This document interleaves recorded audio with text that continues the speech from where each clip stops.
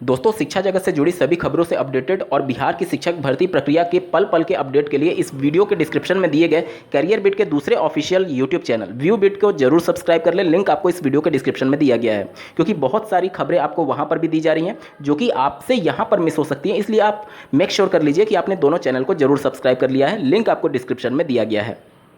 बिहार शिक्षक भर्ती प्रक्रिया में माननीय सुप्रीम कोर्ट में दिनांक 28 अगस्त 2023 की सुनवाई के बाद से बीपीएससी का क्या स्टैंड है, इसको लेकर के मीडिया के द्वारा उनसे कुछ बातचीत की गई है, जिसके बाद से उन्होंने अपने स्टैंड को क्लियर किया है कि माननीय सुप्रीम कोर्ट में सुनवाई कंप्लीट होने के बाद से और आदेश के बाद से वह इस भर्ती प्रक्रिया में बीएड अभ्यर्थियों के रिजल्ट को जारी करेंगे अथवा नहीं, मेरिट किस प्रकार से बनेगी अथवा नहीं, क्या कुछ होगा, इसके बारे में डिटेल में बात करेंगे। अंत तक जुड़े रहिएगा। नमस्कार दोस्तों, मेरा नाम है नीरज और आप देख रहे हैं कैरियर बिट यूट्यूब चैनल। अगर आप इस चैनल पर पहली बार विजिट कर रहे हैं तो इसको सब्सक्राइब करते हुए बेल आइकन को प्रेस करना ना भूलें।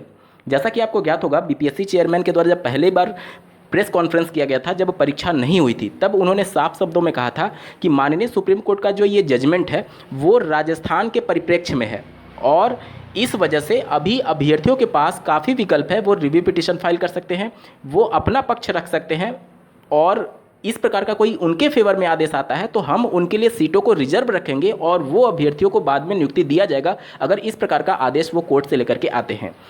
लेकिन कल की जो सुनवाई हुई है माननीय सुप्रीम कोर्ट में, वो डेडिकेटेड था बिहार की शिक्षक भर्ती मामले को लेकर के।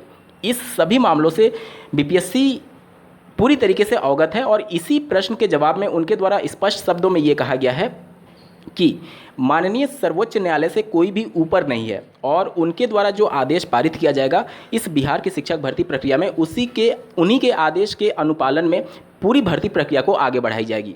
यानी कि अब उनका स्पष्ट संदेश ये है, संकेत कह सकते हैं कि अगर माननीय सुप्रीम कोर्ट बीएड अभ्यर्थियों को बाहर करने के लिए निर्देश देती है इस भर्ती प्रक्रिया में, तो जो पहले उनके लिए सीटें रिजर्व रखने की बात कर रहा था बीपीएससी कि उनके लिए सीटों को रिजर्व रखा जाएगा और बाद में जब सब चीज़ें क्लियर हो जाएंगी उसके बाद उनका रिजल्ट जारी किया जाएगा या फिर निरस्त कर दिया जाएगा। अब कहीं ना कहीं बीपीएससी आयोग को भी लग रहा है कि चूंकि ये मामला डेडिकेटेड हो चुका है बिहार की शिक्षक भर्ती प्रक्रिया से, डायरेक्ट उसी की भर्ती प्रक्रिया पर माननीय सुप्रीम कोर्ट में सुनवाई हुआ है और उनके वर्डिक्ट को भी शायद वो जान रहे थे। इसी वजह से अब उनका स्टेटमेंट ये है कि जो लिखित आदेश आएगा, अभी तक चूंकि लिखित आदेश नहीं आया, तो जो भी लिखित आदेश आएगा इस भर्ती प्रक्रिया के संदर्भ में, तो माननीय सर्वोच्च न्यायालय के शब्दशः उस आदेश का पालन किया जाएगा। यानी कि अगर बीएड को वो एलिजिबल नहीं मानते हैं, माननीय सर्वोच्च न्यायालय अगर रिटर्न में उनके आदेश में आ जाता है, तो फिर बीपीएससी भी उनके रिजल्ट को रोक देगी। इस प्रकार का उनके द्वारा संकेत दिया गया है।